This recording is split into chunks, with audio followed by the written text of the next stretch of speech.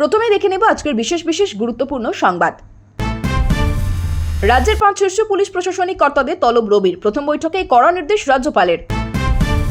কমিশনের একতরফা বদলিতে ক্ষুব্ধ মমতা। গণতন্ত্রের প্রহসন চিঠি মুখ্য নির্বাচন কমিশনারকে। ঘরের মেয়ে ভবানীপুরে শুভেন্দুর বিরুদ্ধে লড়াইয়ে মমতার জন্য নয়া স্লোগান তৃণমূলের। প্রার্থী তালিকা ঘোষণার পরেই প্রকাশ্যে বিজেপির গোষ্ঠীদ্বন্দ্ব। বারাসতে প্রার্থীর বিরুদ্ধে পড়ল পোস্টার।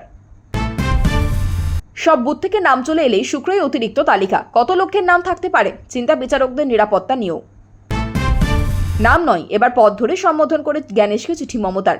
প্রশাসনের অদবদলে দুটি সমস্যা ব্যাখ্যা করে তোপ কমিশনকে।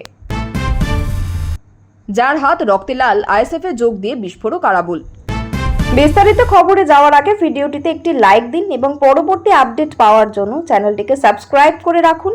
এখন বিস্তারিত খবর। ভোটের বাংলায় প্রায় প্রতিদিনই রাজ্যের পুলিশ প্রশাসনিক কর্তাদের বদলি করছে নির্বাচন কমিশন। ভিন রাজ্যে অবজারভার হিসাবেও পাঠানো হচ্ছে। এরকম পরিস্থিতিতে ময়দানে হাজির রাজ্যের নতুন রাজ্যপাল RN রবি। বৃহস্পতিবার প্রথমবার রাজ্যের প্রশাসনিক কর্মকর্তাদের সঙ্গে বৈঠক করেন তিনি।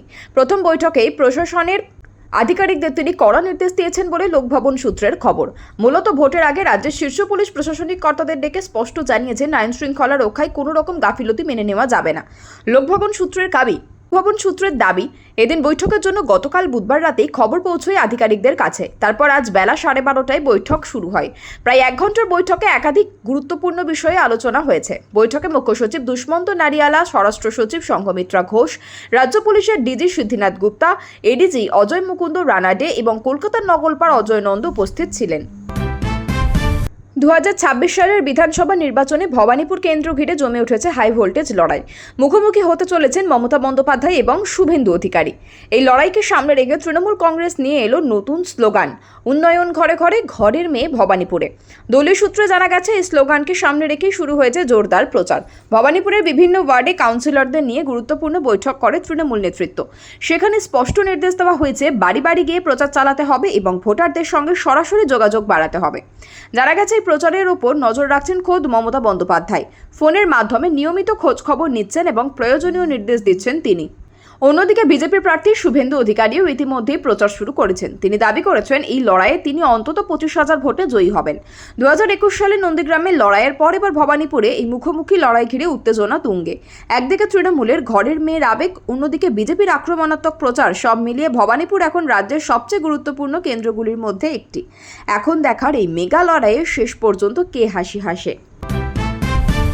বিধানসভা নির্বাচনের আগে প্রশাসনিক রদবদল ঘিরে তীব্র রাজনৈতিক সংঘাত শুরু হয়েছে পশ্চিমবঙ্গে।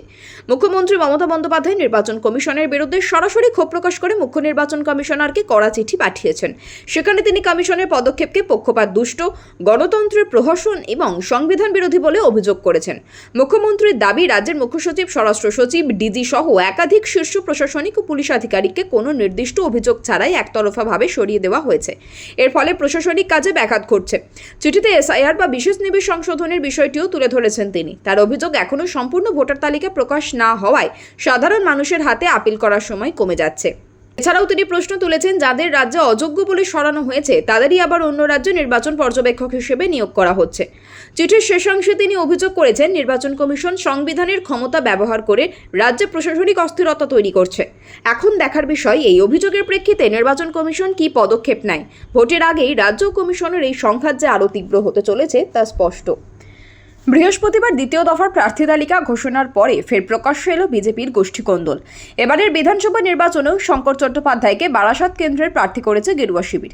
এদিন নাম ঘোষণার কিছুক্ষণের মধ্যেই হরিতলা মোড়ে বিজেপি জেলা কার্যালয়ের সামনে শঙ্কর বিরুদ্ধে পোস্টার পড়ে। আর এই নিয়ে শুরু হয়েছে রাজনৈতিক চাপানুতর। যদিও শঙ্করের দাবি, তৃণমূলের লোকজনই ভয় পেয়ে এরকম পোস্টার দিয়েছে। পোস্টারে দাবি করা হয়েছে 2021 সালের নির্বাচনে শঙ্কর চট্টোপাধ্যায় অর্থের বিনিময়ে বারাসত বিধানসভা কেন্দ্রে তৃণমূল কংগ্রেসের কাছে বিক্রি করেছিলেন। আবার একটি পোস্টারে লেখা হয়েছে, শঙ্কর চট্টোপাধ্যায় কত লক্ষ টাকার বিনিময়ে তৃণমূলের কাছে বারাসত জেলা কমিটি বিক্রি করেছেন তা তদন্ত করে দেখা হোক। বৃহস্পতিবার প্রার্থী তালিকা ঘোষণার পর এরকমই কিছু পোস্টার জেলা কার্যালয়ের সামনে একাধিক দেওয়ালে দেখা যায়। এই নিয়ে শুরু হয়েছে রাজনৈতিক চাপানুতর। এই ইস্যুতে বিজেপির গোষ্ঠীকন্দলের অভিযোগ তুলেছে তৃণমূল কংগ্রেস। যদিও সেই অভিযোগ অস্বীকার করে শঙ্করের দাবি, বিজেপির উত্থানকে ভয় পেয়ে তৃণমূলই এইসব পোস্টার দিয়েছে। শুক্রবারই প্রথম অতিরিক্ত ভোটার তালিকা প্রকাশ করতে পারে নির্বাচন কমিশন। তার প্রস্তুতি চলছে। ভোটার তালিকার বিশেষ নিবিড় সংশোধনের কাজে যে বিচারকেরা যুক্ত রয়েছেন তাদের নিরাপত্তা নিয়ে উদ্বেগ রয়েছে। কমিশন সূত্র খবর, বিচারকদের নিরাপত্তা খতিয়ে দেখতে বলা হয়েছে সংশ্লিষ্ট। শুক্রবারই প্রথম অতিরিক্ত ভোটার তালিকা প্রকাশ করতে পারে নির্বাচন কমিশন। তার প্রস্তুতি চলছে। ভোটার তালিকার বিশেষ নিবিড় সংশোধনের কাজে যে বিচারকেরা যুক্ত রয়েছেন তাদের নিরাপত্তা নিয়ে উদ্বেগ প্রকাশ করেছে কমিশন সূত্র খবর। বিচারকদের নিরাপত্তা খতিয়ে দেখতে বলা হয়েছে সংশ্লিষ্ট ডিএসপিকে।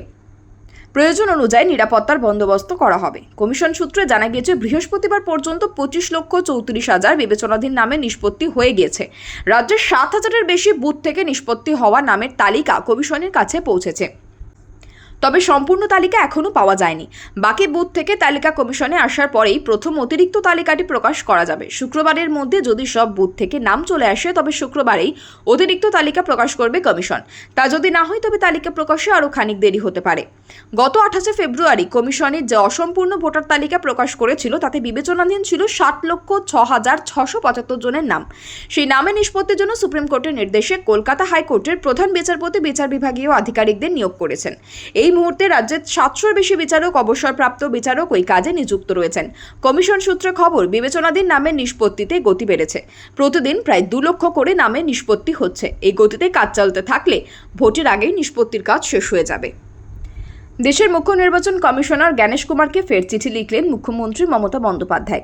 এবার নাম ধরে নয়, তাকে সম্বোধন করলেন পদ ধরে। চিঠির শুরুতেই জ্ঞানেশকে ডিয়ার মিস্টার সিইসি বলে সম্বোধন করেছেন মমতা। গত কয়েকদিন ধরে রাজ্য প্রশাসনের পরপর যে রদবদল কমিশন করে চলেছে তা নিয়ে কটাক্ষ করেছেন তিনি। রদবদলের মূল 2টি সমস্যা ব্যাখ্যাও করেছেন। জানিয়ে দিয়েছেন, এই সময়ের মধ্যে রাজ্যে আইন শৃঙ্খলা পরিস্থিতির কোনো অবনতি হলে তার দায় বর্তাবে কমিশনের ওপর। পশ্চিমবঙ্গে প্রশাসনের শীর্ষস্তরের আমলা ও পুলিশ কর্তা শীর্ষকর্তার অপসারণ করেছে কমিশন। সচিব, স্বরাষ্ট্র সচিব, রাজ্য পুলিশের ডিজি, কলকাতা পুলিশ কমিশনার সহ অনেক আধিকারিক পদ থেকে সরিয়ে দেওয়া হয়েছে। বদল করা হয়েছে একাধিক জেলা শাসককেও। এই জেলা শাসকরাই বিভিন্ন জেলায় জেলা নির্বাচনী আধিকারিক হিসেবে কাজ করে থাকেন। রাজ্যে ভোটার তালিকার বিশেষ নিবিড় সংশোধনের কাজ চলছে।